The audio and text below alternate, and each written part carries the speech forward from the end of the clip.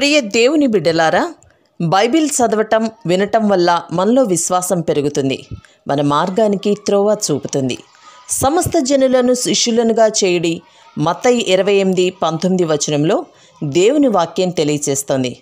Telugu బైబిల్స్ను RRK మూర్తి గారు research చేసి విశ్లేషణ చేసిన బైబిల్లోని ప్రతి అధ్యాయాలను వచనాలను వరుస క్రమంలో అనగా ఆదికాండం నుండి ప్రకటనా గ్రంథం వరకు ఇవ్వబడుతుంది. ప్రతి ఒక్కరూ ఆధ్యాత్మికంగా విశ్వాసంలో బలపడి మీ జీవితంలో ఎదుర్కొంటున్న సమస్యల నుండి విడుదల పొందండి. ప్రతి ఒక్కరూ మీ దీవెన టీవీని సబ్స్క్రైబ్ చేసి ఈ వాక్యాన్ని లైక్ చేసి మీ మిత్రులకు బంధువులకు షేర్ చేయండి. దేవుని సువార్తను ప్రకటింపబడుటలో మీరు పాలిభాగస్తులు కండి. ప్రియ సోదరి సోదరులారా, మీ బైబిళ్లు తెరవండి. ఈరోజు మన పాఠం అపొస్తల కార్యములు 5వ అధ్యాయం 1 నుండి 24వ వచనం వరకు. సావధానంగా వినండి. మొదటి 11 వచనాలలో అననీయ సప్పీరాల విషాదగాథ ఉంది. పేతురు చేసిన రెండో ప్రసంగానికి ఫలితంగా జరిగిన సంఘటనలు ఈ అధ్యాయంలో మనం తెలుసుకుంటాము. అననీయ సప్పీరాలు క్రైస్తవులే గాని ప్రథమ సంఘంలో ఉన్నతమైన ఆధ్యాత్మిక నైతిక ప్రమాణాలున్నాయి. దానికి అనుగుణంగా అననీయ సప్పీరాలు జీవించలేకపోయారు. గత అధ్యాయంలో మనకు పరిచయమైన బర్నబా ఈ అధ్యాయంలో మనకు కనిపిస్తాడు. బర్నబా ఆదిమ సంఘంలో మంచి నాయకుడు, దైవజనుడు. గలతీ ప్రాంతంలో పౌలుతో సువార్త సేవలో పాల్గొన్న సేవకుడు బర్నబా. దేవుడు పౌలును బర్నబాను ఎంతగానో ఆశీర్వదించాడు. బర్నబా సంఘానికి ఎంతో ద్రవ్యం కానుకగా ఇచ్చిన త్యాగి. సంఘంలో ఎవరికీ వ్యక్తిగతమైన ఆస్తి లేదు, అంతా అందరికీ సమిష్టిగా ఉంది. అయితే మానవ సహజమైన శరీర స్వభావాన్ని బట్టి ఆ పద్ధతి అట్టే కాలం పనిచేయలేదు. అననీయ అనే ఒక మనుష్యుడు తన భార్య అయిన సప్పీరాతో ఏకమై పొలమమ్మాడు. భార్య ఎరుకతోనే వాడు దాని వెలలో కొంత దాచుకొని కొంత తెచ్చి అపొస్తలుల పాదాల దగ్గర పెట్టాడు. అప్పుడు పేతురు అన్నాడు, అననీయ, నీ భూమి వెలలో కొంత దాచుకొని పరిశుద్ధాత్మను మోసపుచ్చడానికి సైతాను ఎందుకు నీ హృదయమును ప్రేరేపించాడు? అది నీ వద్ద ఉన్నప్పుడు నీదే గదా. అమ్మిన పిమ్మట అది నీ వశమై ఉండలేదా? ఎందుకు ఈ సంగతి నీ హృదయములో ఉద్దేశించుకున్నావు? నీవు మనుష్యులతో కాదు, దేవునితోనే అబద్ధమాడావు. అననీయ ఈ మాటలు వింటూనే పడి ప్రాణము విడువగా ఇది విన్నవారికందరికీ భయము కలిగింది. అప్పుడు పడుచువారు లేచి అతన్ని బట్టలతో చుట్టి మోసుకొని పోయి పాతిపెట్టారు. ఇంచుమించు 3 గంటల సేపటికి అతని భార్య జరిగినది ఎరుగక లోపలికి వచ్చింది. అప్పుడు పేతురు ఆమెనడిగాడు, మీరు ఆ భూమిని ఇంతకే అమ్మారా? నాకు చెప్పు. అందుకు ఆమె అన్నది, అవును, ఇంతకే. అందుకు పేతురన్నాడు, ప్రభువు యొక్క ఆత్మను శోధించడానికి మీరెందుకు ఏకీభవించారు? ఇదిగో ఇటు చూడు, నీ పెనిమిటిని పాతిపెట్టిన వారి పాదములు వాకిటనే ఉన్నవి. వారు నిన్ను మోసుకొని పోతారు. వెంటనే ఆమె అతని పాదముల వద్ద పడి ప్రాణం విడిచింది. ఆ పడుచువారు లోపలికి వచ్చి ఆమె చనిపోయినది చూచి ఆమెను మోసుకొని పోయి ఆమె పెనిమిటి వద్ద పాతిపెట్టారు. సంఘమంతటికీ ఈ సంగతులు విన్నవారికందరికీ మిగుల భయం కలిగింది. శ్రోతలు వింటున్నారా? ఈ దంపతులు కూడబలుకొని బర్నబాలాగే తాము చెయ్యాలనుకున్నారు. బర్నబాకు ఎంతో గొప్ప పేరు వచ్చింది. మేము కూడా అలా గొప్ప పేరు తెచ్చుకుంటాము అనుకున్నారు. మానవునిలోకి సహజాతంగా గర్వం వచ్చేస్తుంది. నలుగురి చేత గొప్ప దాతలమనిపించుకోవాలని వారికెంతో ఉబలాటం. అమ్మగా వచ్చిన డబ్బులో కొంత దాచుకున్నారు. అందులో తప్పేమీ లేదు. ఆ డబ్బు వారిదే. దాన్ని వారికి ఇష్టమైన రీతిగా వాడుకోవచ్చు. ఆ హక్కు వారికుంది. సోదరీ సోదరులారా, సంఘబిడ్డలారా, మనం కృపాకాలంలో ఉన్నాము. ఇంత ఇవ్వాలి అని ఒత్తిడి చేయడానికి ఇది ధర్మశాస్త్ర యుగం కాదు, కృపాయుగం. 10% భాగాలివ్వాలని కొందరంటారు. అది ఇవ్వటం కాదు, చెల్లించడం. అయితే మన దాతృత్వం దశమ భాగాలకు పరిమితం కాదు. ఆదిమ సంఘంలో విశ్వాసులు తమకున్నదంతా ఇచ్చారు. కృపాదాతృత్వానికి ఇంత అంతా అని మితులు లేవు. అననీయ సప్పీరాలు అంతా ఇవ్వలేదు, కొంత మిగుల్చుకున్నారు. అలా చేయటంలో తప్పేమీ లేదు. అది వారి డబ్బు, వారి హక్కు. ఇంతకు వారు చేసిన పాపమేమిటి?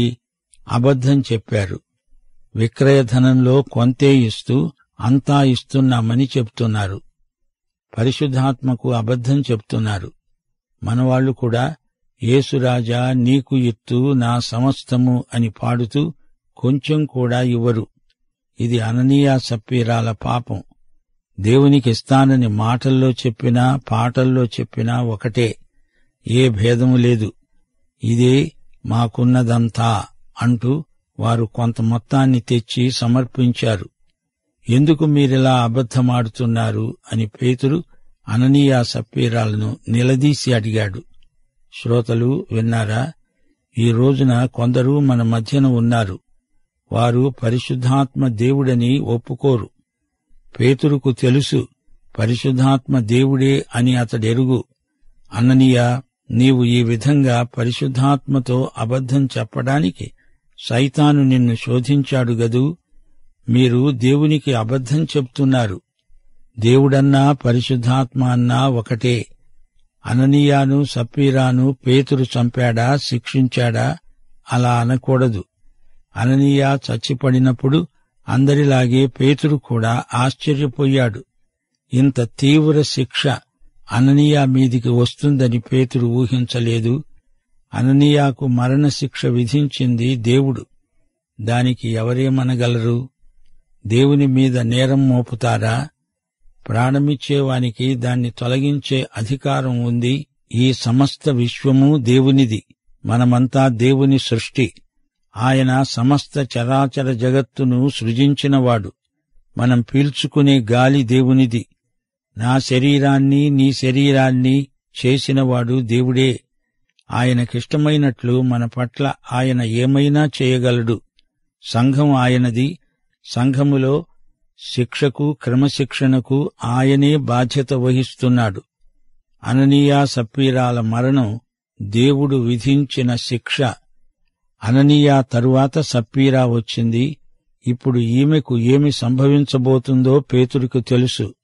సంఘమందలి పరిశుద్ధ వాతావరణంలో అబద్ధానికి తావులేదు. అననీయ సప్పీరా రక్షించబడిన వ్యక్తులే, కాని వారు పరిశుద్ధాత్మకు అబద్ధం చెప్పారు. అందుచేత పరిశుద్ధుల సహవాసము నుండి కొట్టివేయబడ్డారు, తొలగించబడ్డారు. వారిద్దరూ ఏకీభవించి మరణకరమైన పాపం చేశారు. 1 యోహాను 5:16 ఇదే సంగతిని ప్రస్తావిస్తోంది. తన సహోదరుడు మరణకరము కాని పాపము చేయగా ఎవరైనా చూచిన ఎడల అతడు వేడుకుంటాడు. అతన్ని బట్టి దేవుడు మరణకరము కాని పాపము చేసిన వానికి జీవము దయచేస్తాడు. మరణకరమైన పాపము కలదు. అట్టి దానిని గూర్చి వేడుకొనవలెనని నేను చెప్పటం లేదు. సకల దుర్నీతి పాపం. అయితే మరణకరము కాని పాపము కలదు. చూచారా శ్రోతలు, ఇది మరణకరమైన పాపం. ఆదిమ సంఘంలో అననీయ సప్పీరాలు చేసిన పాపం మరణకరమైనది గనుకే అంత తీవ్రమైన ఫలితం వచ్చింది. ఇద్దరూ అక్కడికక్కడే చచ్చిపడ్డారు. వారిని అక్కడే సమాధి చేశారు. సీమోను పేతురుకు దేవుడు అమోఘమైన ఆత్మ వివేచన అనుగ్రహించాడు. ఇలాంటి వివేచనా వరం ఈ రోజున అనేకులలో కనిపించటం లేదు. ఈ రోజున తప్పుడు సిద్ధాంతాలు వెలువల్లాగా వచ్చిపడుతున్నాయి. ఇలాంటి పరిస్థితుల్లో ఆత్మల వివేచన వరము గల విశ్వాసులు సత్యమేదో అసత్యమేదో బట్టబయలు చెయ్యాలి. వేషధారణ ఎక్కువవుతున్నది. వాక్య సత్యమెరుగని వారు సంఘాలు నడుపుతున్నారు. వీరిపై దేవుడు కఠిన చర్య వెంటనే తీసుకుంటే ఏమవుతుందో ఊహించండి. 12 నుండి ప్రజల మధ్య అనేకమైన సూచక క్రియలను, మహత్కార్యములను అపొస్తలుల చేత దేవుడు చేయిస్తున్నాడు. వారందరూ ఏకమనస్కులై సొలొమోను మంటపములో ఉన్నారు. కడమవారిలో ఎవడూ వారితో కలుసుకోవడానికి తెగించలేదు. ప్రజలు వారిని ఘనపరుస్తున్నారు. పురుషులు, స్త్రీలు అనేకులు మరీ ఎక్కువగా విశ్వాసులై ప్రభువు పక్షమున చేర్చబడ్డారు. అందుచేత పేతురు వస్తూ ఉండగా జనులు రోగులను వీధులలోకి తెచ్చి వారిలో ఎవని మీదనైనా అతని నీడైనా పడాలని మంచముల మీద, పరుపుల మీద వారిని ఉంచారు. యెరూషలేము చుట్టూ ఉండే పట్టణముల జనులు రోగులను, అపవిత్రాత్మల చేత పీడించబడిన వారిని మోసుకొంటూ కూడి వచ్చారు. వారందరూ స్వస్థత పొందారు. శ్రోతలు గమనించండి, అపొస్తలులు అపొస్తలిక వరాలను ప్రయోగించారు. స్వస్థత వరములు, అద్భుతాలు చేసే వరాలు వారికున్నాయి. ఇవి సూచక క్రియలు. ప్రజలు సూచనలను చూచారు, వాక్యం విన్నారు. సంఘములో పరిశుద్ధాత్మ అమలుపరచిన క్రమశిక్షణ చర్యను చూచి ప్రజలలో భయం కలిగింది. అయినా అనేకులు రక్షించబడ్డారు. ఎందరో విశ్వాసులై ప్రభువు పక్షాన చేరారు. సంఘం సంఖ్యలో ఎదుగుతూనే ఉంది. క్రీస్తు శకం 300 సంవత్సరం నాటికి లక్షల కొలది విశ్వాసులయ్యారు. రోమా సామ్రాజ్యమంతటా చెదురుమదురుగా విశ్వాసులు అంతటా విస్తరించారు. వచ్చిన వారందరూ స్వస్థత పొందారు. ఆస్పత్రులు మూతబడిపోయాయి. ఆదిమ సంఘమందలి ఆధ్యాత్మిక శక్తి ఆ రోజుల్లో శేఖర బిందువును చేరింది. అప్పుడు కొత్త నిబంధన వాక్యము ఇంకా రాయబడి ఉండలేదు. యేసుక్రీస్తు మీద సంఘం నిర్మించబడింది. యేసే మూలకు తలరాయి. అపొస్తలులు క్రీస్తుకు సాక్షులు. వారికి దేవుని అధికారమున్నదని ఈ సూచక క్రియలు ధృవపరిచాయి. వారు దైవదత్తమైన శక్తితో మాట్లాడారు. ఈ రోజున మనకింకా ఎక్కువ అధికారముంది. దేవుని వాక్యం పూర్తిగా మనకుంది. వాక్యాధికారంతో మనం మాట్లాడతాము. రాయబడిన వాక్యం పలకబడిన వాక్యమై అద్భుతాలు చేస్తున్న రోజులివి. 17వ వచనం నుండి 2వ విడత సంఘానికి శ్రమలు, హింసలు. ప్రధాన యాజకుడు, అతనితో ఉన్న వారందరూ అనగా సద్దూకయ్యుల తెగవారు లేచి మత్సరముతో నిండుకొని అపొస్తలులను బలాత్కారముగా పట్టుకొని పట్టణపు చెరసాలలో ఉంచారు. అయితే ప్రభువు దూత రాత్రివేళ ఆ చెరసాల తలుపులు తీసి వారిని వెలుపలికి తీసుకుని వచ్చి వారితో అన్నాడు, మీరు వెళ్లి దేవాలయములో నిలువబడి ఈ జీవమును గూర్చిన మాటలన్నీ ప్రజలకు చెప్పండి. వారా మాట విని తెల్లవారగానే దేవాలయములోనికి వెళ్లి బోధిస్తున్నారు. ప్రధాన యాజకుడు, అతనితో కూడా ఉన్నవారు వచ్చి మహాసభ వారిని, ఇశ్రాయేలీయుల పెద్దలందరినీ పిలువనంపించి వారిని తోడుకొని రండని బంట్రౌతులను చెరసాలకు పంపారు. బంట్రౌతులు అక్కడికి వెళ్లినప్పుడు వారు చెరసాలలో కనపడనందున తిరిగి వచ్చి చెరసాల బహుభద్రముగా మూసి ఉండడము, కావలివారు తలుపుల ముందర నిలిచి ఉండడము చూచాము కాని తలుపులు తీసినప్పుడు లోపల మాకు ఒక్కడైనా కనపడలేదు అని వారికి తెలిపారు. అంతటా దేవాలయపు అధిపతి, ప్రధాన యాజకులు ఆ మాటలు విని ఇది ఏమవుతుందో అని వారి విషయమై ఎటూ తోచక ఉన్నారు. ప్రియ శ్రోతలు, వింటున్నారా? సంఘములో క్రమశిక్షణ ప్రవర్తిల్లుతూ ఉండగా బయట నుంచి సంఘము మీదికి హింసలు, శ్రమలు వచ్చిపడ్డాయి. అపొస్తలుల సూచక క్రియలకు సద్దూకయ్యులు మరీ రెచ్చిపోయారు. యేసును హింసించింది పరిసయ్యులు, సంఘాన్ని హింసించింది సద్దూకయ్యులు. రెండోసారి ఈ సద్దూకయ్య అధికారులు అపొస్తలులను చెరసాల నిర్బంధంలోకి తీసుకున్నారు.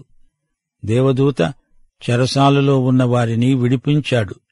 యేసు పరలోకంలో ఉన్నాడు. ఆయన ఈ లోకంలో ఉన్న సంఘానికి శిరస్సు. యేసు శరీరం బలహీనమైతే శిరస్సైన యేసు ఎంతో బాధపడతాడు. దేవదూత వచ్చి వారిని విడిపించాడు. యేసు పునరుత్థాన సమయంలో దేవదూత వచ్చి సమాధి మీది రాయిని దొర్లించాడు. యేసు బయటికి రావటానికి రాయి దొర్లించబడలేదు కాని బయట ఉన్నవారు లోపలికి వచ్చి ఖాళీ సమాధిని చూడడానికే ఆ రాయి దొర్లించబడింది. తలుపులు వేసి ఉన్నాయి, తాళాలు అలాగే ఉన్నాయి. ఖైదీలను దూత బయటికి తెచ్చాడు. ప్రియ శ్రోతలు వింటున్నారా? అననీయ సప్పీరాల వృత్తాంతం యెహోషువ గ్రంథంలోని ఆకాను కథలాగే ఉంది గదూ. బర్నబా నిజాయితీపరుడు, అననీయ సప్పీరా వేషధారులు, మోసగాండ్రు. సైతాను అననీయ హృదయాన్ని ప్రేరేపించాడు అంటే సైతాను అతని మీదికి ఒత్తిడి తెచ్చాడు. సైతానీయ ప్రభావానికి అననీయ సప్పీరా దంపతులు లొంగిపోయారు. ఎఫెసీ పత్రిక 5వ అధ్యాయం 18వ వచనం, ఆత్మపూర్ణులై ఉండండి. సైతాను ప్రభావానికి లొంగిపోవడం అధాటున జరిగిన సంగతి కాదు. అతనిలో ఏదో రహస్య బలహీనత ఉంది. విశ్వాసి దేవునికి అబద్ధం చెబితే పరిశుద్ధాత్మను మోసగించే ప్రయత్నం చేసినట్లే. పరిశుద్ధాత్మకు వ్యతిరేకంగా విశ్వాసి పాపం చేస్తే అది మరణకరమైన పాపమవుతుంది. అందరూ సమిష్టిగా ప్రతి ఒక్కని అక్కర కొలది పంచుకొని ఉన్నారంటే అది తాత్కాలికమైన ఏర్పాటు. ప్రభువు త్వరలో వస్తున్నాడనే నమ్మకంతో వారు అలా చేశారు. 1 పేతురు 4వ అధ్యాయం 17వ వచనం అంటోంది, తీర్పు దేవుని ఇంటి వద్ద ఆరంభమయ్యే కాలం వచ్చింది. దేవుని ఆత్మను శోధించకండి, దేవుణ్ణి పరిశుద్ధాత్మను శోధించకూడదు. మత్తయి సువార్త 4వ అధ్యాయం 7వ వచనంలో ప్రభువు సైతానుతో ఈ మాట అన్నాడు. పాపం ఏ రూపంలో ఉన్నా దాన్ని దేవుడు ద్వేషిస్తాడు. పాపం దేవునికి బొత్తిగా గిట్టదు. శరీరంలోకి పాప రోగ క్రిములు ప్రవేశించడానికి వీల్లేదు. సంఘ శరీరం అప్పుడు చాలా ఆరోగ్యంగా ఉంది. ఈ అధ్యాయంలో మొదటిసారి సంఘం పేర్కొనబడింది, అనగా సార్వత్రిక సంఘం. 14వ వచనం ప్రకారం ఆదిమ సంఘం బహు త్వరగా సంఖ్యలో ఎదగనారంభించింది. మహత్కార్యాలు సంఘ బాల్య దశలో ఎంతగానో ఉపకరించాయి. అవిశ్వాసుల ప్రతిఘటనలను త్రోసిరాజని సంఘ విశ్వాసులు సంఖ్యలో విస్తరించడం కేవలం దేవుని ఆత్మశక్తి మాత్రమే అని మనం గుర్తించాలి. శ్రోతలు వింటున్నారా? సంఘము పుట్టిన తరువాత 38 సంవత్సరాల చరిత్ర అపొస్తలుల కార్యముల గ్రంథంలో రాయబడింది. క్రీస్తు శకం 30 నుండి 68వ సంవత్సరం వరకు. ఈ గ్రంథంలోని ప్రముఖ వ్యక్తులు పేతురు, ఫిలిప్పు, స్తెఫను, పౌలు, బర్నబా, శీలా, యాకోబు. ఇంతవరకు మనము పెంతెకోస్తు సంఘటన తరువాత అననీయ సప్పీరాల విషాదగాథ చూచాము. అపొస్తలుల కార్యముల్లో 1 నుండి 12వ అధ్యాయం వరకు చరిత్ర యెరూషలేములోనే నడిచింది. పేతురు ప్రముఖ వ్యక్తి. 13 నుండి 28వ అధ్యాయం వరకు విశ్వవ్యాప్తమైన సేవ. పౌలు ప్రముఖ వ్యక్తి. సంఘ విస్తరణ రేఖ ఈ గ్రంథంలో తేటగా కానవస్తుంది. 120 మందితో ఆరంభమైంది. ఆ తరువాత 3120 మంది అయ్యారు. ఆ తరువాత 8120 మంది. ఆ తరువాత అసంఖ్యాకులు. దేవుని సంఘము సజీవమైనది. యేసు అనే పునాది మీద కట్టబడింది. పాతాళ ద్వారములు దీని ఎదుట నిలువలేవు. ఆదిమ సంఘంలో అపొస్తలుల ఆధ్యాత్మిక అధికారం, అధికారపూర్వకమైన వారి ప్రబోధాలు గొప్ప సంచలనం కలిగించాయి. బైబిలు చరిత్ర ఎంతో వాస్తవికమైనది. ఎంత గొప్ప వ్యక్తి అయినా అతని బలహీనతలను కూడా ఉన్నవి ఉన్నట్లు చూపుతుంది బైబిలు చరిత్ర. బర్నబా లాంటివారు, అననీయ సప్పీరాల వంటివారు దేవుని సంఘంలో ఉండడం చేదు నిజం. పాపమనేది ఎప్పుడైనా దేవుని దృష్టిలో పాపమే. పాపాన్ని దేవుడు ఏమాత్రమూ సహించడు. మరో మాట, దేవాలయ ప్రాంగణంలో సొలొమోను మంటపంలో వీరందరూ సమకూడి ఉన్నారు. ఒక సమాజంగా దేవుని ఆలయంలో కూడి తమ దేవుణ్ణి మరీ సన్నిహితంగా ఎరిగి ఉండాలని వారి ఆశ. జీవమునకు భక్తికి అవసరమైనది దేవుని నుండి పొందాలని వారి తపన. దేవుని ప్రజలు ఈ విధంగా కూడి రావడం లోకం ఎదట గొప్ప సాక్ష్యం. ఆదిమ సంఘం తమ సంఘ సాక్ష్యమును సహవాసము ద్వారా, సమైక్యత ద్వారా బలపరచుకున్నారు. సంఘ పరిచర్యలకు ఫలితంగా ఆ రోజుల్లో అద్భుతాలు జరిగాయి. రోగుల స్వస్థత, ఆత్మల రక్షణ వారి అనుదిన కార్యక్రమం. పాపులు పరిశుద్ధులయ్యారు. పరిశుద్ధులు త్యాగపూర్వకమైన సేవ చేశారు. జీవితాలు పరివర్తన చెందుతున్నాయి అంటే అదే సంఘమందలి ప్రత్యేక ఆకర్షణ. దురాత్మల చేత పీడించబడే వారికి విడుదల కలిగింది. ప్రతి ఒక్కడూ స్వస్థత పొందడం విశేషం. రెండోసారి అపొస్తలులను బంధించారు. దేవుని దూతే స్వయంగా వారిని చెరసాల నుండి బయటికి తెచ్చాడు. అపొస్తలుల ధైర్యం అసాధారణమైనది. అపొస్తలులు దేవుని నిర్ణయానికి, నియమానికి అంకితమైన సేవకులు. అన్ని పరిస్థితుల్లో వారు దేవునికి మాత్రమే విధేయులు. ఇది మనకు క్షేమమా, అపాయమా అని వారెన్నడూ ఆలోచించిన వారు కారు. ఇది దేవుణ్ణి మహిమపరుస్తుందా లేదా అనేదే వారి ఆలోచన. దేవుడు ఈ పరిస్థితిలో నన్నేమి చెయ్యమంటున్నాడు? అదే వారి ప్రశ్న. వారు సర్వకాల సర్వావస్థల్లో యేసుకు సాక్షులు. సాక్షి అంటే తాను స్వయంగా చూచింది, విన్నది, అనుభవించిందే చెబుతాడు, చూపుతాడు. సత్యం కోసం నిలిచిన మనిషి నోరు ఎవ్వరూ ముయ్యలేరు. పరిసయ్యులు మతగురువులు, కాని సద్దూకయ్యులు మత రాజకీయాలలో ఆరితేరినవారు. పరిసయ్యులు అంటే ప్రత్యేకించబడిన వారు అని అర్థం. ఆ రోజుల్లో ఇంచుమించు 6,000 మంది పరిసయ్యులుండేవారు. వారికి మతమే ముఖ్యం. ఈ నేపథ్యంలో పేతురు, యోహాను ఎలాంటి సాక్ష్యమిస్తున్నారో గమనించండి. ప్రియ శ్రోత, ఇంటా బయట నీవు యేసుకు నమ్మకమైన సాక్షివా? దైవాశీస్సులు, మన ప్రభువైన యేసుక్రీస్తు వారి కృప, తండ్రి అయిన దేవుని పరమ ప్రేమ, పరిశుద్ధాత్మ యొక్క అన్యోన్య సహవాసము సదాకాలము మనకందరికీ తోడై ఉండునుగాక. ఆమేన్.